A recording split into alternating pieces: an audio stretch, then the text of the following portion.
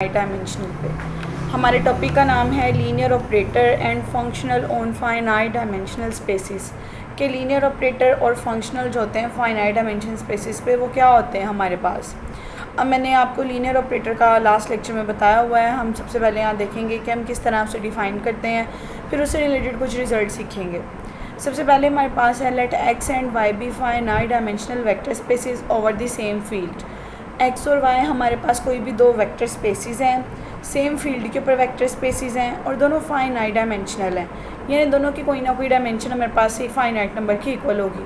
For example हम कह देते हैं एक्स की डायमेंशन हमारे पास n आ रही है, वाई की डायमेंशन हमारे पास r आ रही है।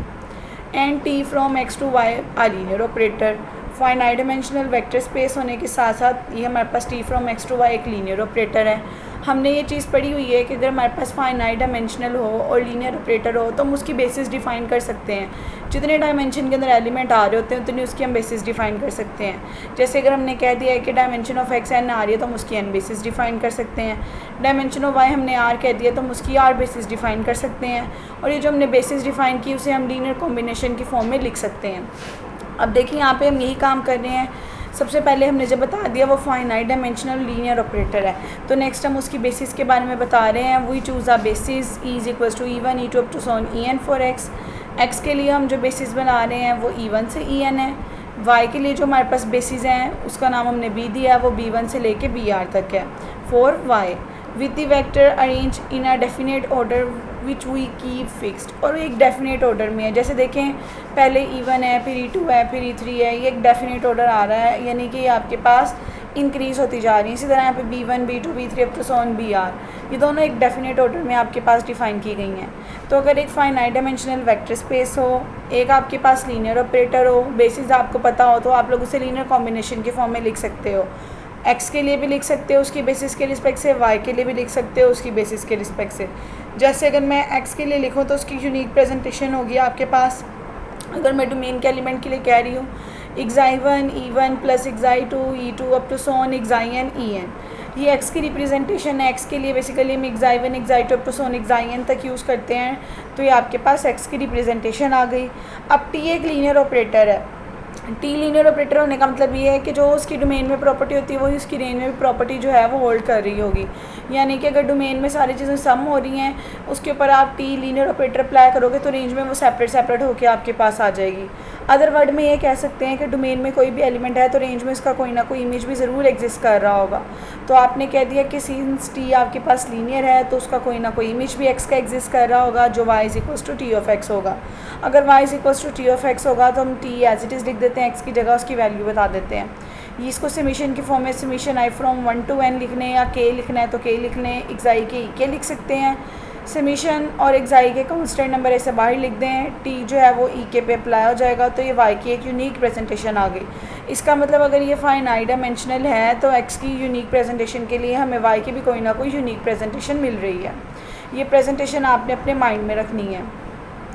उसकी बाद यही बात की है T uniquely determined if the image Y K is equals to T E K of the N basis vector E1 E2 to so on are prescribed.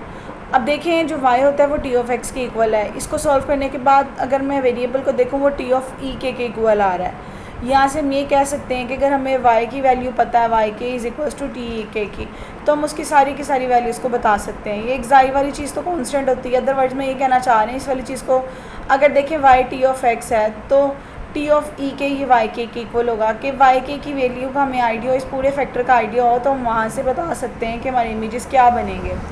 Since देखिए यहाँ पे यही बात कही है, इस वाली चीज़ को आप वाई के इक्वल लेट कर लें और आप कहते हैं सिंस वाई एंड वाई के आर इन वाई। अच्छा देखिए एक्स जो डोमेन में था वाई और ये जो वाई के वाली टर्म है ये कैपिटल वाई में होगी, ये रेंज के अंदर आ रही होगी। अगर मैं इस वाले फैक्टर को आपके पास लिखूँ तो मैं ऐसे लिख सकती हूँ y is equals to summation j from 1 to r। अब देखिए जिस तरह उन्होंने x की बेसिस के थ्रू रिप्रेजेंटेशन लिखी थी y b1 से br आ रहा है, उसको लीनियर कॉम्बिनेशन में लिखेंगे y में xi की जगह eta1 b1 plus eta2 b2 up to so on eta r br होना था। तो उसको अगर हम कंबाइन करके लिखें तो y की प्रेजेंटेशन होगी summation j from 1 to r, क्योंकि r तक जा रहा है। यहाँ पे ईटा जो है वो कांस्टेंट को शो कर रहा है, जैसे यहाँ एक्साई कांस्टेंट को शो कर रहा था, और साथ में बेसिस बता दिया आपके पास बीजे आ रही हैं। अगर वाई में ये चीज़ होल्ड करती है तो उसके इमेज में भी ये चीज़ होल्ड करेगी। अगर y की वैल्यू किसी ना किसी के इक्वल आ रही है तो t ऑफ ई के की वैल्यू भी किसी ना किसी समीशन की फॉर्म में इक्वल आएगी। समीशन आ जाएगा j from 1 to r, summation same रहता है, बेसिस बी जे हैं तो बी जे आएंगी। यहाँ y था तो कांस्टेंट ईटा हमने ले लिया, अगर t ऑफ ई के है तो यहाँ हम कांस्टेंट कोई टा जे के ले लेते हैं। कांस्टेंट कोई भी ले सकते हैं, ये आपकी अपनी मर्ज़ी होती है। ये बेसिकली रिप्रेजेंटेशन बता रहे हैं कि x की फॉर्म में रिप्रेजेंटेशन है तो y की फॉर्म में भी रिप्रेजेंटेशन ज़रूर होगी आपके पास। अब ये जो y और t ऑफ ई के है, इन दोनों की वैल्यूज़ को हम इसके अंदर सब्सटीट्यूट कर देते हैं। y की जगह y की वैल्यू पुट कर देते हैं, t ऑफ ई के की जगह t ऑफ ई के की वैल्यू पुट कर देते हैं। y की जगह आपने y की वैल्यू पुट की is equals to summation xi वाली form as it is t of E K. Next step में t ऑफ ई के की जगह t ऑफ ई के की वैल्यू आ जाएगी। समीशंस एक साइड पे कर दें, ये एक्साई की और टा जे के ये कांस्टेंट, इसको अलग कर लें। bj जो है ये बेसिस है, ये फिक्स है। दोनों साइड के कोफिशिएंट कंपेयर करें, समीशन से कैंसिल, बीजे से कैंसिल, यहाँ से ईटा जी हमारे पास इक्वल आ जाए अंदर वाले फैक्टर के। तो देखिए यहाँ से उन्होंने यही बात कही है कि ईटा जी जो है आपके पास इस वाले फैक्टर के इक्वल आ गया है। तो यहाँ से आप ये कह सकते हो कि आपके पास यहाँ पे जो काम है वो बीजे से इंडिपेंडेंट हो गया, क्योंकि बीजे का रोल प्ले हो गया। इसका मतलब बीजे पे ये चीज़ डिपेंड नहीं कर रही, ये चीज़ डिपेंड कर रही है आपके इस पूरे के पूरे फैक्टर के ऊपर। ठीक है, उसके बाद नेक्स्ट देखिए आपके पास इससे रिलेटेड एक रिज़ल्ट बताया हुआ है। इस रिज़ल्ट में देखिए आपको क्या कहा हुआ है,